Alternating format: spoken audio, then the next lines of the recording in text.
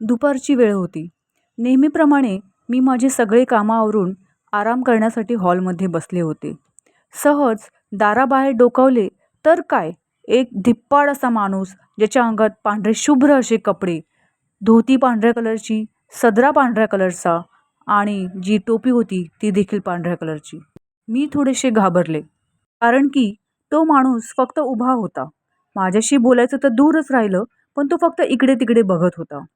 दुपारच्या टायमाला जेव्हा सगळीकडे शांतता, माझे मिस्टर ऑफिसमध्ये, माझं बाळ हे झोपलेलं होतं आणि शेजारी मात्र लोकांचा राहायचा प्रश्नच नाही.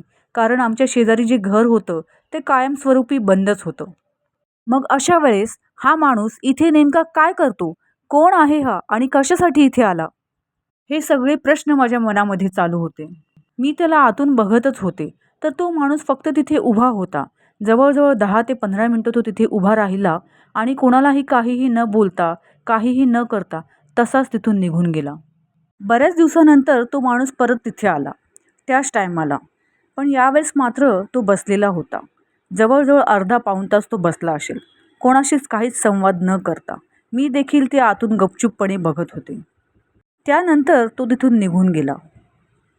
थोड्या दिवसानंतर पुन्हा तो तिथे परत आला, पण यावेळेस त्याच्या हातात होता एक डब्बा. त्याने मला आवाज दिला. मी त्याला अवॉइड केले, पण परत त्याने मला इशाराने बोलवले. कारण तो काय बोलतोय हे मला काही कळाले नाही. पण त्याचे डोळ्यांचे हावभाव, हाताचे हावभाव मात्र मला चांगलेच समजत होते. जणू काही मला खडसावून तो इकडे बोलवतोय आणि मला म्हणाला, "एक लोटा लाव." मी म्हटले, "कशासाठी?" मी काय बोलले हे कदाचित त्याला कळालेच नाही. तर मी आत जाऊन लोटा घेऊन आले, एक छोटासा तांब्या. तर तो मला म्हणाला, की "और बडा लेके आओ." हे त्याचे वागणे काही मला पटले पण नाही आणि आवडले देखील नाही. परंतु एक अनोळखी व्यक्ती होता आणि त्याच्याकडून कुठली काही गोष्ट घ्यायची म्हणजे पूर्णपणे संशयास्पद. पण तरी देखील मी आत गेले आणि मोठा तांब्या घेऊन आले आणि त्या तांब्यामध्ये त्याच्याजवळ असलेले जे ताक आहे ते ओतले. त्यानंतर मी ते ताक घरात घेऊन आले. पण मी बराच वेळ त्या ताककडे फक्त पाहतच राहिले आणि पिलं तर नाहीच नाही. संध्याकाळी हा सगळा घडलेला प्रकार मी माझ्या नवऱ्याला सांगितला. मला एक्स्पेक्टेड जे रिॲक्शन होतं ते मात्र आलंच नाही. पण त्याच्या उलट त्यांना ते ताक पाहून खूपच आनंद झाला आणि त्यांचं ताक अगोदरच आवडतं, त्यामुळे त्यांनी ते ताक गटागट पिलं. आणि ते म्हणाले, "तो माणूस कोण होता हे आपल्याला माहीत नाही, पण हे जे ताक त्याने जे दिलंय ते अतिउत्तम आहे. खूप चवदार आणि टेस्टी लागतंय." आमच्या दोघांच्याही समजण्यापलीकडची ती गोष्ट होती. ते फक्त एवढेच म्हणाले, की "मी माहिती काढतो की तो माणूस कोण होता. पण तू मात्र मी घरात नसताना सावध राहत जा." त्यानंतर परत काही दिवसानंतर तो माणूस कधी ऊस घेऊन यायचा, कधी डाळिंब घेऊन यायचा, कधी आंबे घेऊन यायचा. आणि आश्चर्याची गोष्ट अशी, की सुरुवातीला मी जी म्हणायची, की अनोळखी लोकांकडून आपण काही खाल्लं नाही पाहिजे, आपण त्यांच्याशी बोललं नाही पाहिजे आणि तीच ती मी त्याने दिलेल्या सगळ्याच गोष्टी खायला सुरुवात केली. माहीत नाही का? एक दिवस जेव्हा मला माझ्या बाळाला पोलिओचा डोस द्यायचा होता आणि त्या दिवशी माझे हस्बंड घरी नव्हते, ऑफिसमध्ये होते. तर मला काही कळत नव्हतं, की इथे कुठे बूथ आहे, पोलिओ बूथ कुठे आहे आणि कशी जायची, कारण त्या ठिकाणी ऑटो रिक्षा भेटणं पण खूप डिफिकल्ट होतं.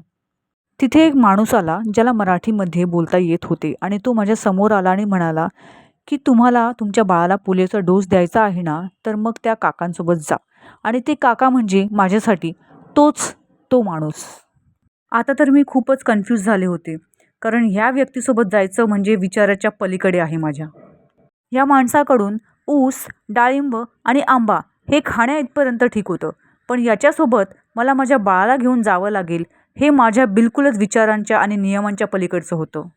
पण माझे मन म्हणाले, की नाही, माझी प्रायोरिटी आहे, की माझ्या बाळाला पोलिओ डोस देणं गरजेचं आहे. सो मी काहीही विचार न करता माझ्या बाळाला बाईकवर मध्ये बसवले आणि मागे मी बसल्यानंतर आम्ही तिघेही पोलिओ बूथकडे गेलो.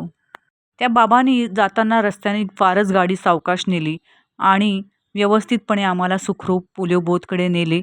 मी माझ्या बाळाला पोलिओ डोस दिले आणि सुखरूपपणे आम्ही घरी देखील आलो. की रात्री मला माझ्या बाळाला वॉशरूमला न्यायचे होते. सो मी दरवाजा उघडला आणि उघडताच क्षणी बघते तर काय, हा बाबा आमच्या दरवाजाच्या बाहेर अंथरूण पांघरून टाकून मस्त झोपला होता. आता हे काय नवीन नाटक, असे मला वाटले. त्या ठिकाणी वॉशरूम बाहेर असल्यामुळे काही ऑप्शन दुसरे नव्हते. त्याच्यामुळे आम्ही कसेबसे जाऊन आलो. नंतर मला माझ्या मिस्टरांना सांगावेसे वाटले, पण ते एकदम गाढ झोपेत असल्यामुळे मी त्यांना उठवले नाही. सकाळी उठून पाहिले तर तो बाबा बाहेर नव्हता.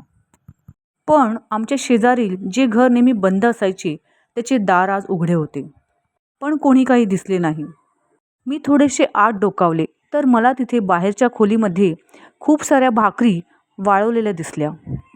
आणि आत अजून डोकावले तर तिथे होते तो माणूस, म्हणजे ते बाबा आणि त्यांची बायको. ते दोघंही दूध आणि भाकरी चुरून खात होते. मी तशीच माघारी फिरले. थोड्या वेळानंतर ती बाई बाहेर आली आणि नंतर ती मला काहीतरी बोलली, पण मला काही कळाले नाही कारण ती कन्नडमध्ये बोलत होती. तिच्यासोबतच तो माणूस देखील होता, म्हणजे त्यांचे मिस्टर, म्हणजे तो माणूस. पण खूपच प्रामाणिक आणि गोड हास्य त्या बाईच्या चेहऱ्यावर होते. याच्यावरून मला जाणवले की नक्कीच ती मला काहीतरी चांगलं बोलत आहे. आणि नंतर मला कळाले की ज्या घरात आम्ही राहत होतो त्या घराची ती मालकीण होती आणि तिच्यासोबत असलेला तो माणूस म्हणजे आमचा ओनर, मालक, बाबा. कधी-कधी आपण उगाचच घाबरतो आणि शंका घेतो. पण आपल्याला हे विसरायला नको की माणसाच्या रूपात देव असतो आणि यालाच माणुसकी असे म्हणतात.